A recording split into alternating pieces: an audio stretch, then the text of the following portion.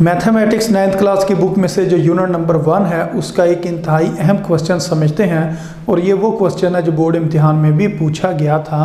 तो ये क्वेश्चन कुछ इस तरीके से है कि फाइंड द प्रोडक्ट ऑफ, कि आपने प्रोडक्ट मालूम करना है और क्वेश्चन में आपको दो मैट्रिक्स गिवन है और वो आपस में क्या हो रहे हैं, मल्टीप्लाई हो रहे हैं। तो इसका हमने क्या करना है जी, प्रोडक्ट मालूम करना है। तो इस क्वेश्चन को किस तरीके से आप सॉल्व करेंगे, सबसे पहले इस क्वेश्चन को एक दफ़ा दोबारा लिखते हैं। 1 2 3 4 5 6 और जो दूसरा मैट्रिक्स है वो इस जगह पर लिखा हुआ है 1 2 3 4 -1 और 1। अब इनका हमने प्रोडक्ट मालूम करना। प्रोडक्ट का मतलब ये है कि इसको आप मल्टीप्लाई करें और जो इसका आंसर आएगा वो इसका प्रोडक्ट होगा। तो प्रोडक्ट मालूम करने का तरीका ये है कि आपने जो पहला मैट्रिक्स होता है इसके ऊपर आपने रो की फॉर्म के अंदर, यानी कि इसकी रो के ऊपर आपने एरो लगा लेना है और इसके साथ जो आपने एरो लगाना है वो कॉलम के साथ लगाना है, यानी कि ऊपर से नीचे की तरफ। तो इसके एरो ऊपर से नीचे की तरफ लगेंगे और इसका जो एरो है इस तरफ लगेगा। अब आपने इन्हें मल्टीप्लाई करना है। इस एरो की जो टेल है और इस एरो की टेल, इस जगह पर 1 लिखा और इस जगह पर क्या लिखा हुआ है 1, तो 1 ने 1 के साथ मल्टीप्लाई होना है। उसके बाद आपने लिखना है प्लस, ये फार्मूले का प्लस है। और इस एरो के दरमियान में 2 लिखा हुआ है और इस एरो के दरमियान में 3 लिखा हुआ है, तो इसका मतलब 2 ने मल्टीप्लाई होना है 3 के साथ। उसके बाद आप दोबारा प्लस लिखेंगे। अब एरो का जो हेड है और इस एरो का जो हेड है इन दोनों ने मल्टीप्लाई होना है, यानी कि जो 3 है इसने मल्टीप्लाई होना है -1 के साथ। अब इसकी और इस एरो की मल्टीप्लिकेशन मुकम्मल हो गई है। अब ये वाला एरो आपने छोड़ देना, तो इस एरो को इस एरो के साथ मल्टीप्लाई करना है। तो अब दोबारा वही काम करेंगे, टेल के साथ मल्टीप्लाई होगी, यानी कि 1 ने मल्टीप्लाई होना 2 के साथ, क्योंकि ये दोनों टेल पर हैं।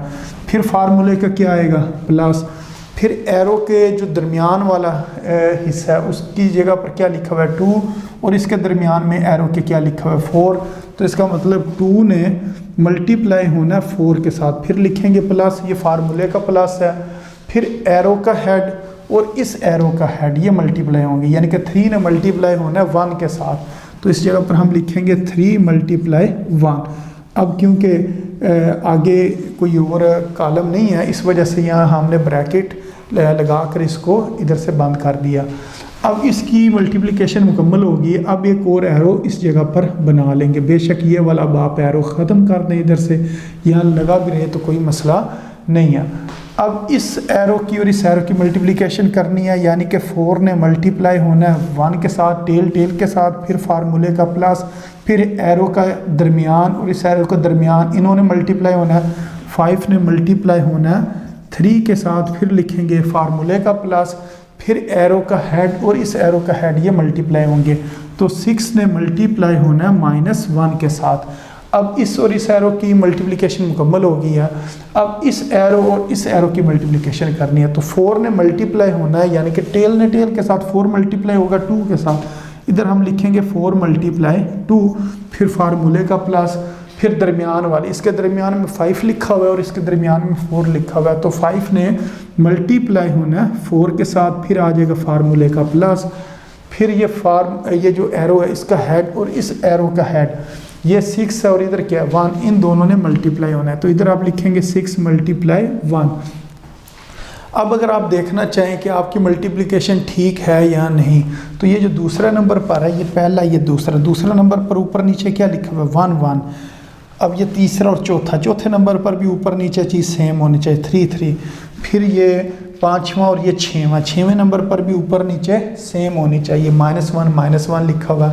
इधर भी इसी तरह, ये दूसरे नंबर पर ऊपर नीचे चीज़ सेम हो, चौथे पर ऊपर नीचे चीज़ सेम हो और इधर भी ऊपर नीचे सेम लिखा हो। तो इस तरीके से आपको ना फ़ौरन पता चल जाएगा कि आपने जो मल्टीप्लिकेशन की है तो उसमें कोई गलती तो नहीं है। तो तकरीबन जो आपकी हाफ मल्टीप्लिकेशन है वो इस तरीके से पता चल जाती है। ये जो होता है ना पहला, ये यानी कि इस जगह पर यहाँ से दूसरे नंबर पर जो चीज़ लिखी होती है इसको लिखते हैं, फिर उसके बाद इस 3 को लिखना होता है, फिर उसके बाद -1 को लिखना होता है, फिर उसके बाद ये वाला जो 2 है इसको लिखते हैं उसके बाद ये जो 4 है इसको इस जगह पर लिखते हैं, फिर ये जो 1 है इसको इस जगह पर लिखते हैं। अगर आप इधर से ये वाले छुपा लें, मसलन ये 1 3 और -1 छुपाएं तो पीछे क्या बचेगा 1 2 यानी कि 1 2 3, जिस तरह ये लिखा है 1 2 3 और नीचे 4 5 6। तो इधर भी अगर आप देखें 1 2 3 4 5 6। तो इस तरह आप चेक कर सकते हैं कि आपकी मल्टीप्लिकेशन ठीक है या नहीं है। तो ज़्यादा बेहतर यही है कि आप एरो लगा कर इसकी मल्टीप्लिकेशन कर दें। तो उसके बाद इसको आप मज़ीद सॉल्व करें।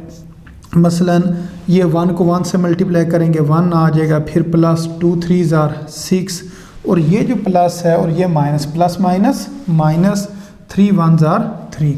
अब इसी तरह इसकी मल्टीप्लिकेशन करनी है 1 2 ज़ार 2, फिर प्लस 2 4 ज़ार 8, फिर प्लस फिर 3 1 ज़ार 3, इस जगह पर 3 आ जाएगा। फिर इधर इसको मल्टीप्लाई करते हैं 4 1 ज़ार 4, फिर प्लस 5 3 ज़ार 15, फिर प्लस माइनस, ये इन्होंने मल्टीप्लाई होना प्लस माइनस माइनस और इस जगह पर आ जाएगा 6। इसी तरह 4 को जब 2 से मल्टीप्लाई करेंगे 8, प्लस 5 को 4 से मल्टीप्लाई करें तो कितना आ गया 20, और प्लस 6 को 1 से मल्टीप्लाई किया 6 1 ज़ार 6।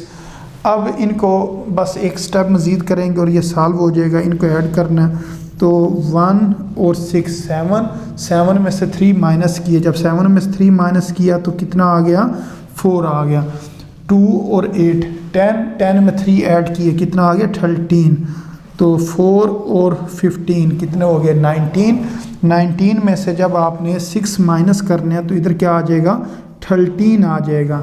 फिर ये 8 और 28 में आपने 6 ऐड कर देने हैं। जब 28 में 6 ऐड करेंगे तो कितना आ जाएगा 34 आ जाएगा। तो ये इसका आंसर है, यानी कि ये प्रोडक्ट है। किसका प्रोडक्ट है?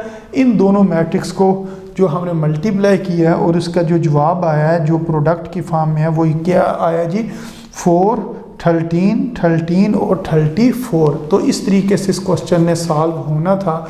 तो उम्मीद है आपको इस क्वेश्चन की भी समझ आ गई होगी।